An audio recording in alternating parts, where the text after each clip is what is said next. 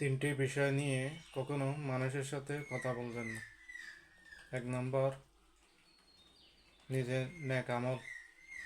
2 নম্বর, নিজের গুনাহ। 3 নম্বর, নিজের দুঃখ কষ্ট। এগুলো মানুষের সাথে শেয়ার করবেন না।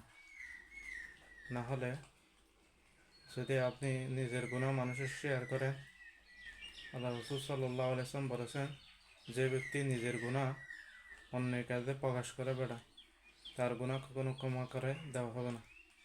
আল্লাহ চাইলে সমস্ত গুনাহ ক্ষমা করে দিতে পারেন। আপনি নিজের গুনাহ প্রকাশ করে মানুষকে সাক্ষী বানিয়ে নিলেন, এই গুনাহ আল্লাহ ক্ষমা করবেন না। আর নিজের দুঃখ কষ্ট যদি অন্যের কাছে প্রকাশ করা হয়, তাহলে মানুষ অনেক সময় হেয় প্রতিপন্ন করে।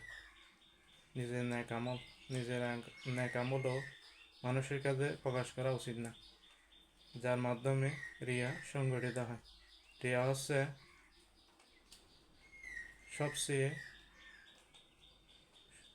ছোট শিরিক, যে শিরিকে নিজের ন্যাক আমল বরবাদ করে দেয়। কিয়ামতের ময়দানে আল্লাহ তাআলা অনেক আমল নিজের মুখের মধ্যে ছুঁড়ে ফেলবেন। ফেরেশতারা জিজ্ঞেস করবেন, কেন? এই আমলগুলো তো অনেক সুন্দর। আল্লাহ তাআলা বলবেন, এই আমলগুলো আমাকে উদ্দেশ্য করে করা হয়নি, এগুলো মানুষকে দেখানোর জন্য করা হয়েছে।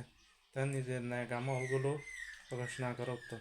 আসসালামু আলাইকুম ওয়া রাহমাতুল্লাহি ওয়া বারাকাতুহু।